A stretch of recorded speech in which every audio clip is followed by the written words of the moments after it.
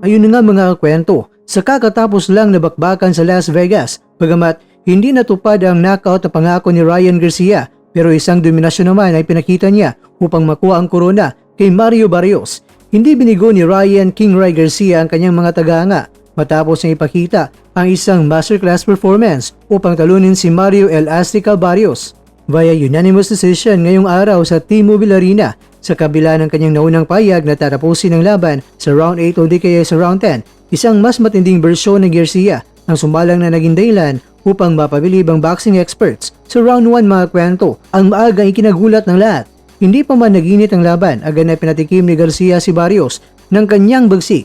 Sa unang round pala mga isang matinding right hand ang nagpabagsak kay Barrios. Bagamat nakatayo at nakarecover ang Mexican fighter, naitakda na ni Garcia ang tono ng laban. Isang 10-8 round na kaagad ang puntos ang nagbigay ng bintay sa kanya. Sa mga sumusunod na mga rounds, ipinakita ni Garcia na hindi lang bilis ang kaliwa ang kanyang armas, ginamit niya ang kanyang straight rights at uppercuts upang basagin ang depensa ni Barrios. Sa round 6 at 7, naging one-sided beating na ang labanan kung saan tila walang sagot si Barrios sa mga kombinasyon ni Garcia. Ilang beses ding binalaan ng referee si Garcia dahil sa mga punches to the back of the head. Ngunit, hindi ito nakasagabal sa kanyang momentum. Pag-usapan natin mga kwento ang broken hand at ang rounds 8 to 9. Dito na pumasok ang inasang knockout ni Garcia. Gayunpaman, ayon sa ama ni Ryan Garcia na si Henry Garcia, habang nasa broadcast, nasaktan ang kanang kamay ni Ryan sa kalagitnaan ng laban. Pero sa kabila nito, patuloy na dominado ni Garcia ang rounds 8 to 9 gamit ang kanyang matatalim na jabs, habang si Barrios naman ay tila contented na lamang natapusin ang laban nang nakatayo sa halip na humanap ng knockout blow. Narito naman mga kwento ang hatol ng mga orado. Sa huling round, hindi na nagawang makahabol si Barrios.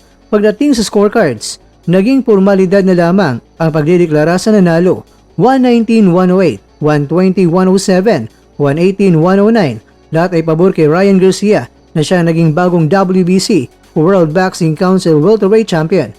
Bakit nga ba ito trending sa ngayon mga kwento? Una, versatility.